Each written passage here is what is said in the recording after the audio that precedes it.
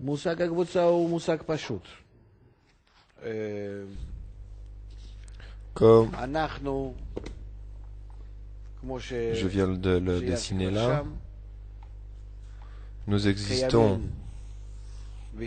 au sein de cette force supérieure qui est appelée créateur, qui créa un seul désir. Ce désir est le désir de recevoir du plaisir, qui est opposé au créateur. Ici, c'est le don. Et ici, la réception. Il l'a créé intentionnellement ainsi.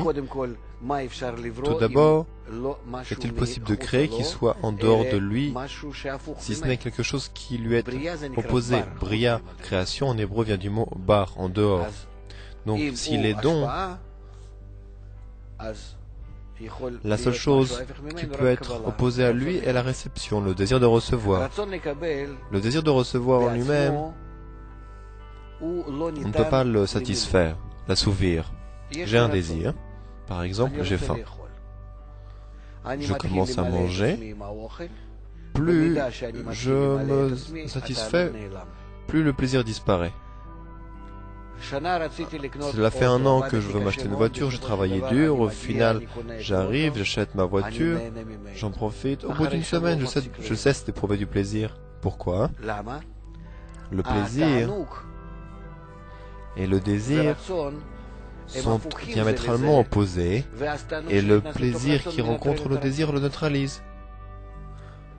Et je veux pourtant tellement être satisfait, mais dès l'instant que je me remplis, je cesse d'avoir du plaisir. Et le but du Créateur, qui est celui qui donne, est d'amener sa créature, qui est, comme nous avons dit, opposée à lui, sinon il n'y a pas de créature. Donc le Créateur est obligé d'amener la créature dans une situation de don. Pourquoi?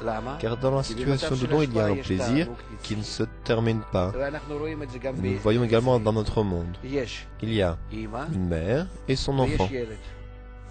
La mère donne à son enfant, et plus l'enfant satisfait, plus la mère est satisfaite. Pourquoi? Parce qu'elle aime son enfant. Alors, nous avons donc un exemple simple. Je peux donner à quelqu'un et m'en réjouir, et ce plaisir ne s'arrête pas. Autrement dit, on peut être satisfait, et non pas de façon temporaire, mais éternellement, uniquement si je donne avec la force du don comme le Créateur. Et à l'inverse, si l'enfant reçoit du plaisir de la mère parce qu'elle tire du plaisir et non pas pour le plaisir de lui-même, alors il peut lui aussi se réjouir de façon éternelle. C'est pour... Sinon, il dit, il n'est pas satisfait, il la rejette, il ne veut plus d'elle, il dit va-t'en, etc. Car pour lui, c'est également une aide. Cela signifie, nous devons être avec le Créateur comme la mère avec son fils, ou le Créateur avec la créature, dans le même échange. Ce qui est à moi est à toi, et ce qui est à toi est à moi. S'il y a entre nous de l'amour, alors ainsi on se réjouit mutuellement du plaisir l'un de l'autre. Et ainsi on parvient à un plaisir qui ne se termine pas, ce qui s'appelle le ressenti d'une vie éternelle. Si le plaisir se cesse, il cesse au point que l'homme se détériore, son corps cesse de vivre, car le désir est la nature de toute la créature. Sans plaisir, elle commence à descendre jusqu'au stade où elle disparaît. Par conséquent, la réparation des créatures est qu'il y a un désir de recevoir, mais en vue de donner. Comment faire? Car je ne comprends pas comment cela est possible. En effet, dans notre monde, je ne sais que recevoir. Au maximum, donner pour recevoir. Ce qui est en fait la même réception, le même gain, se servir des autres. Je te donne, mais je sais qu'en retour, je recevrai davantage. Comment apprendre et dans quel système apprend-on à donner? Arriver au don. Par conséquent, qu'a fait le Créateur? Il a réparti ce désir en plusieurs morceaux. Et chaque morceau se sent étranger par rapport aux autres. C'est tout.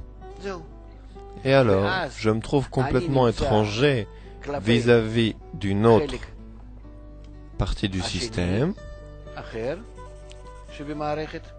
Et si je construis cette autre partie, alors, si je construis cette autre partie avec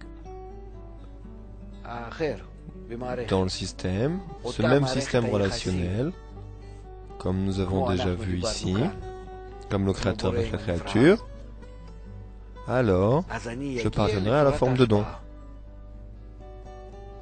C'est en fait la raison de la brisure de cette structure. Adam Arishon brisée. Cette âme générale a été brisée en une myriade de morceaux, et dans ce monde, nous nous trouvons donc très nombreux. Et chacun de nous a une partie de cette âme, et en fin de compte, nous devons arriver nous, à l'amour de l'autre, et ainsi on acquiert l'attribut du don, et pouvons être en équivalence de forme avec le Créateur. Je lui donne et il me donne, et alors on est rempli d'un plaisir qui ne se termine pas, éternel. Donc, ce groupe, ce n'est pas toute l'humanité, mais un petit système dans lequel on peut commencer à apprendre à parvenir au don.